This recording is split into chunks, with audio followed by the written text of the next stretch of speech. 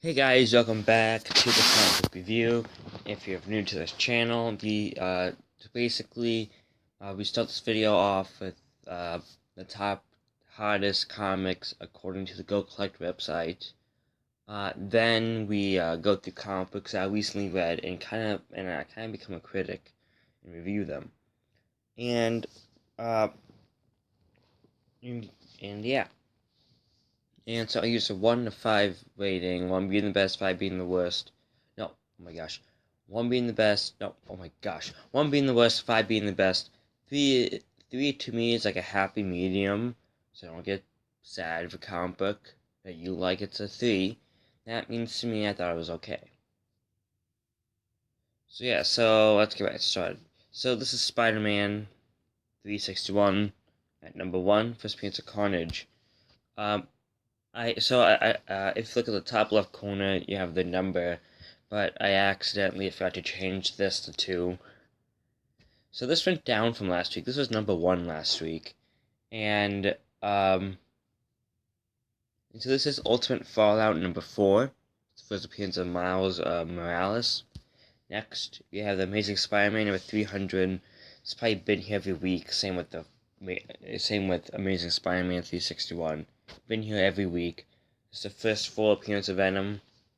And it was first issue inked by Todd McFarlane, and it is the Spider-Man's 25th anniversary issue. Next, we have a new one. Yes, we have a new comic this week. It's Venom number 3. And it's the first appearance of, is it Knoll in the God of the Symbiotes. Okay? That's number 4. At number 5, we have another new one. This is Inhumans number 5. At number 5. At number 6, we have Secret Wars number 8, first symbiote costume. Next, we got the New Mutants number 98 at number 7, first appearance of Deadpool. At number 8, we have Spawn number 1, first appearance of Spawn. At number 9, I do have this one, by the way. We have the first, it's Star Wars number 1, first issue, and self-titled comic.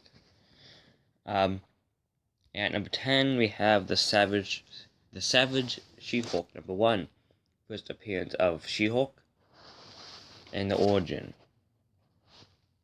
Okay, so let's move on to a Bronze Age. So the Bronze Age was basically the 70s and 80s, really. Characters introduced in this time were Nova, the Eternals, She-Hulk, and that's all I can think of just right off the tip of my head, on top of my head. So at number 1 for this week, we have Secret Wars number 8. And number 2, we have Amazing Spider-Man number 252.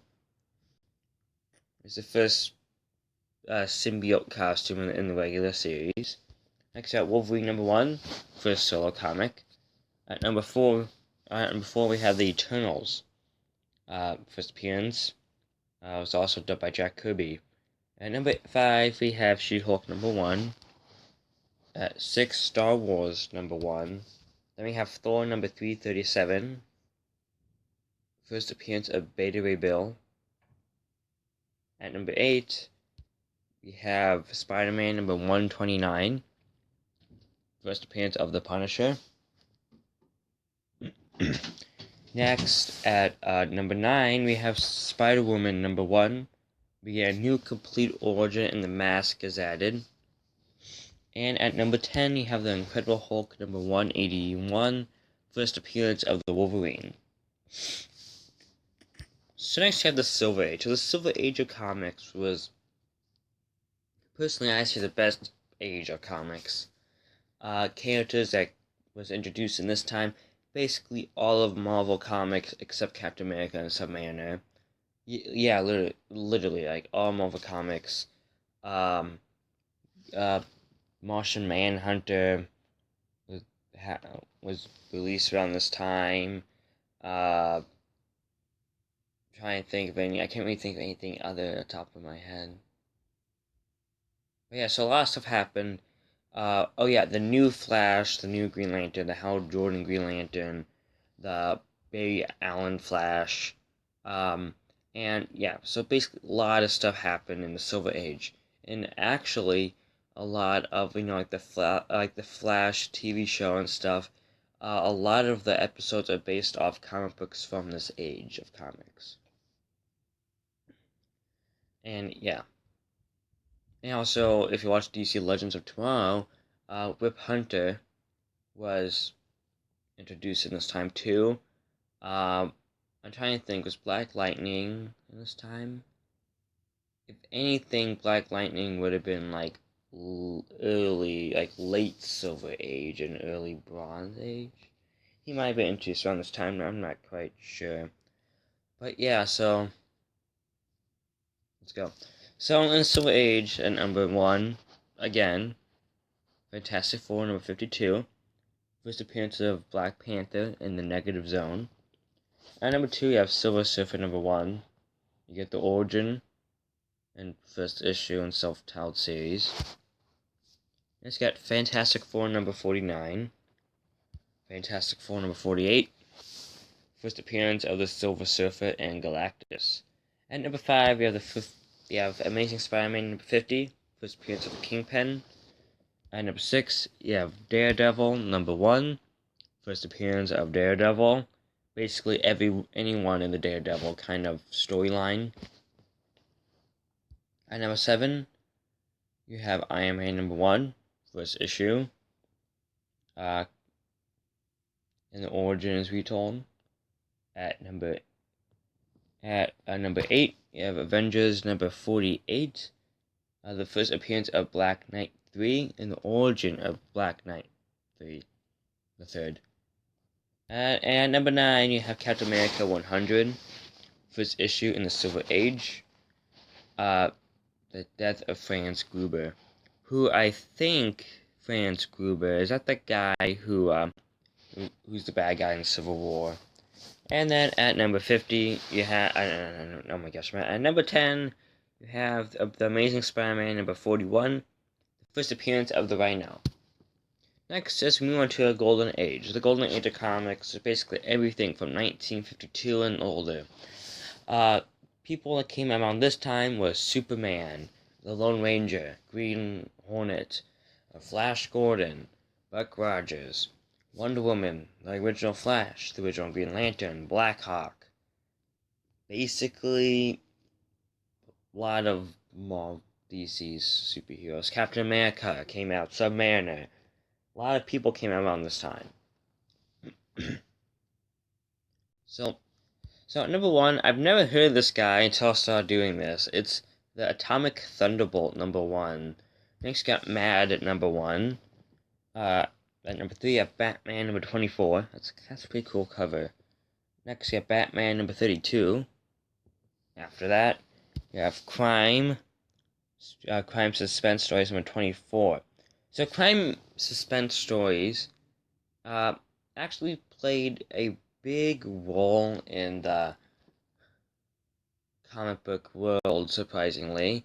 A lot of the comics that they made were used in the Senate investigation trial against comic books. Believe it or not, yeah. And they had some pretty gruesome covers. Like, just, yeah. They had, like, look at, this is like, this came out in the 1950s, and, it's like something that you see, like, on covers nowadays. Not covers back in the 1950s. So I could totally see why people are freaking out. So next, you got World's Finest, number 7. And this is the first Green Arrow appearance. And that's a pretty cool cover, actually, with the battleship. Next you have Mask Comics, number 2. I've never heard of this before, but that's kind of a cool cover, to be honest. Next we have Georgie, number 13. So I don't know, but to me, I can see some Archie kind of style going on. So is this the original Archie? I have no idea. Next we got Batman number 47. This is the first detailed origin story of Batman. Batman tracks down his parents' killer, and the identity is revealed. The first issue to have the bat signal on the cover. And yeah. So next, at number 10, we have Superman number 74. And also, by the way, so that guy in the white, that's also Lex Luthor, by the way. So yeah, so that is the top comics. Well, the hottest comics, top comics in the Bronze, Silver, and Golden Age. And that was this week's comics, according to Go Collect. Oops. So today's the first comic. We have Batman number 333. Well, so this is a part of I want to say, maybe like 5 comics that kind of all intertwine with each other. And they're Batman like number 30 through 35. And I have a majority of that. And so I just read this, so this was a pretty good one. I liked it a lot. But I should read the ones that I have before now to get the gist of what's going on. So yeah. Next. Oh yeah, I give this about a 3-star review.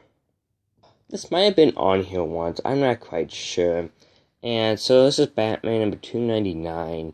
And I never got, so the one before this was Batman 298. And for some really odd reason, it was $25, and then this one's only $6. I have no idea why. Okay, so this is also in a very special comic book bag called Mylar. And so this is just a regular one, which I probably switched. So the difference is I think this makes the cover kind of pop more, make it look more crisp and clear. Also, it's acid-free, so it won't break down your comic book over time. And it takes like years and years for it to break down your comic. But yeah. And so like museums use Mylar and stuff to like keep documents like the Declaration of Independence safe and stuff like that. So this one intertwined with the one before, 298, which I think has been on here before. And yeah. So this one was pretty good, liked it a lot, give it a 3-star review. I think this week is a Batman episode. I think it's like a Batman episode.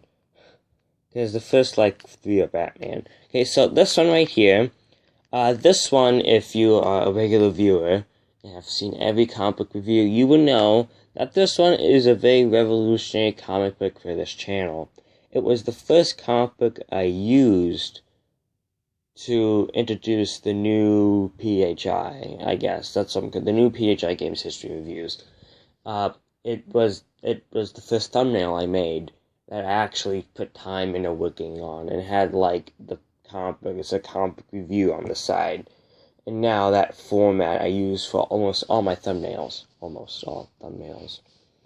Actually, all thumbnails. About 98% of the thumbnails are of that format. And I started experimenting and stuff, just kind of went for the better since then. And so this was the first one that I used, and so it's back, and this is a really good comic book. It was very interesting, it was very entertaining, so I'll give it a 5-star review. If you're a big comic book guy, you would know what this is. This is the first appearance of Harley Quinn in a comic, but this is a reprint, so don't get all excited. It's a reprint. Yeah. Okay, so this is a reprint of Batman Adventures number 12. It's the first appearance of Harley Quinn in comic book, I think. And so Harley Quinn was pretty much created for the Batman the Animated Series TV show. And yeah, and so the character went huge after they put it into this comic book. Now this comic book, everyone wants it because it's the first appearance of Harley Quinn. And yeah.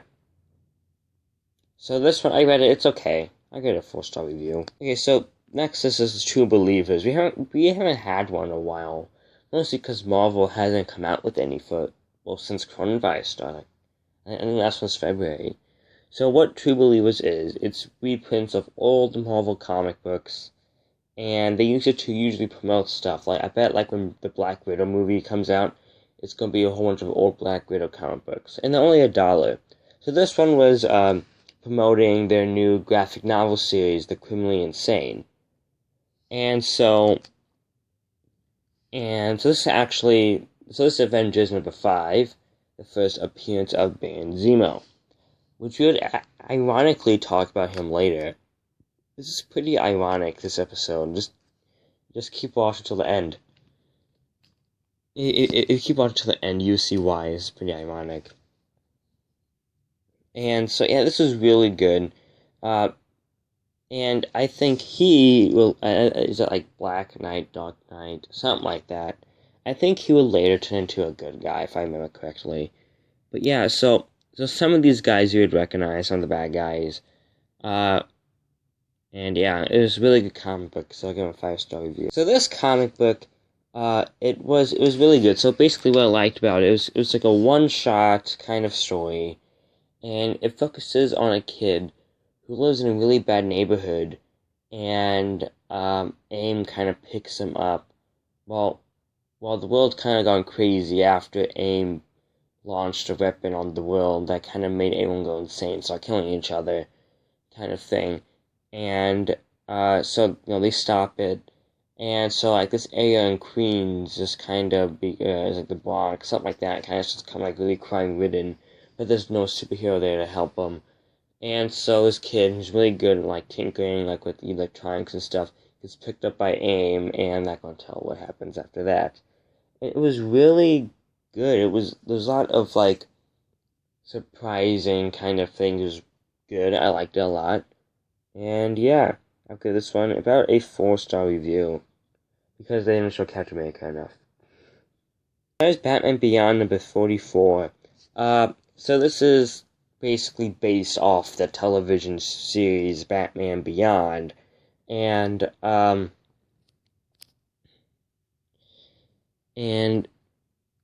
so like I really like this comic book series a lot, and also just right away I noticed there's a Miss Staple right there. But yeah, I've always liked the TV show. I always thought it was kind of cool and entertaining how they got things like old Batman bad guys back, now they're older, more crazier kind of thing. But I've always liked it, and then I didn't really know it came out into comic book until like issue number like 32 is where I finally found out this comic book kind of thing. And so I've been collecting them ever since. And yeah, it's really good. I like it a lot. And it's just the thing is, for me, I'm not a big guy on like the guts, the gore, the cussing kind of thing. And this doesn't really have much of that. So that's why I'm like, hey, I finally found a nice little comic book that's kind of what I like. And it shows no signs of stopping.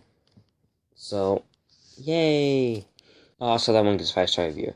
Okay, so, Nack, oh my gosh, he has an original Detective Comics number 359. No, I don't. You can tell, because it has that. So, yeah, this is a reprint. I have a lot of reprints. So this one, it's okay. I'll give it probably a 4-star review. I don't mind it. And, it's just, I read this story a lot of times. It's like if you buy a Batman graphic novel on old Batman, I bet like 50% of the time this is in there. If you buy the graphic novel on Detective Comics, this is always in there. And so yeah. So next, Simpsons. You can have a PH at Games History and Reviews comic book review, but not the Simpsons. I think they've been featured almost in every episode. So this is number 5. This one was really cool. It was really cool. It was really good. And so there's a nuclear explosion in Springfield, and everyone turns into superheroes. Except Bart. And yeah, that's kind of all I'm going to say. So yeah, this one's really good, and I like with the earlier Simpson ones, they're really funny. The later ones are okay, but the earlier ones are just really funny, and it's just like I say, if the Simpsons creators ever run out of any ideas, they just need to go and use these comic books. Just go into just use the comic books and just turn them into TV episodes. That's what they need to do. And they had over like 200 some issues. I have about 70% of them. I'm missing a lot. I'm missing a lot in the 100s and stuff like that. But yeah, so this is really good. I give this a 5-star review. Yeah. Next, got Sgt Theory number 85. So if you don't know who Sgt Theory is, so you know who Nick Fury is, right? So you have to remember that Nick Fury came out in the 60s, and so he had gray hair and stuff. And the thing was, like, they kind of decided to do I don't know what came first. It was either Sgt Fury or Nick Fury. And if Sgt Fury came first, like, hey, let's do Sgt Fury in the 60s as Nick Fury, Agents of S.H.I.E.L.D., or if Agents of S.H.I.E.L.D. came out first, like, hey, let's just try to get the backstory of Nick Fury, and let's go and, see and be, like, what's he doing in World War II. So something like that. It's either one of the two. I don't know which one came first. And so, Sgt Theory is very underrated. Not many people buy it, surprisingly, because the Howling Commandos are in there. And the Howling Commandos, well, they're in Captain America: First Avenger. And so I find it surprising that this comic book hasn't gone big, like the Eternals and stuff like that. Like, you see what I'm getting at. So I'm probably thinking, wait a minute. In the movies, Nick Fury is African American. How is he white? So what they did there, Marvel cleverly said the white Nick Fury, that is the father of the African American Nick Fury. So yeah, so I think they did that pretty good. So I think they did that pretty good there. And yeah. So this one was really good. I liked it a lot. And I'll probably give this one a 4-star review. Okay, so about earlier when I said this kind of ironic. So we have the first appearance of Baron Zemo right here. Well, here's the second appearance right here in Howling Commandos number 8. Here it's called Dr. Zemo. That's Dr. Zemo. And you can see that's a pretty expensive comic. But yeah, so this is the first appearance of, well, the second appearance of Dr. Zemo, and the first appearance of him, right there. And I want to show you something quick. I'll be right. Does that look familiar to anyone?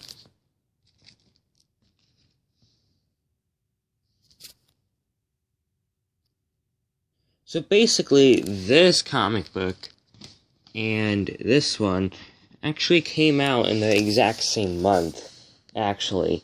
So in July 1965, 66, I don't know, both of these comic books came out the same month. So I thought that's kind of funny yeah. So I bet they did. So but I don't know which one came out first though. I honestly don't know which one came out first. But I have a feeling this one came out first.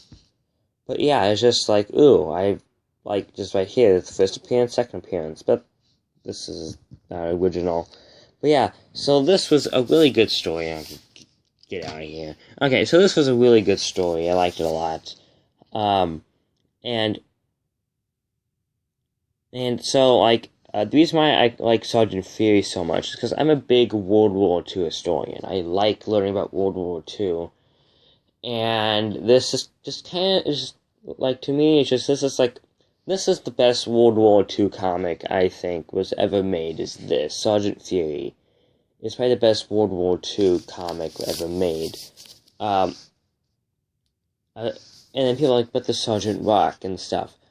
Personally, it's just like, like I've read one, and he kind of like a bad temper kind of thing, and I just don't really like that. But Sergeant Theory is just, he's kind of like pretty kind of cool kind of guy. He doesn't really have a bad temper, unlike Sergeant Rock. And and I guess I just like all the characters. That's pretty much what it is. Like every character has a different personality. I like that. They're just all different. So basically, just kind of a band of misfits, kind of thrown into like a elite fighting force kind of thing. And I really need to watch Captain America: First Avenger again, because I actually have not watched it since I started collecting Sergeant Fury and Selling Commandos. To actually be, fun fact.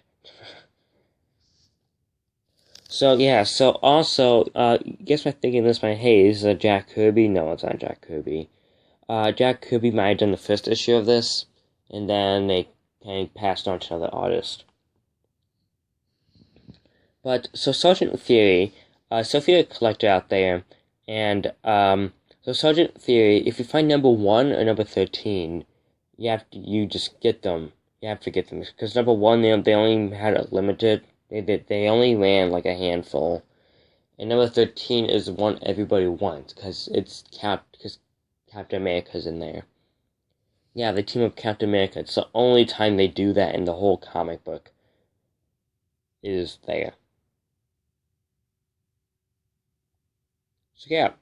So if you like this video, please do like and subscribe. If you have any comments, complaints, questions, answers to questions being asked, and a great video, good job, put it in the comments below. I respond to every comment. And if you also know any other cool facts about these comic books, kind of thing, and I also want to know, put it in the comments below. I want to know what your favorite comic book was that we reviewed today, and yeah. So as I said, if you have any questions or anything, put it in the comments below. If I got anything wrong, like if I got any facts wrong, please correct me. I like one of those guys who's like, I don't like being corrected, and puts like reports. No, I don't do that. I like being corrected because I don't want to say the wrong thing over and over again.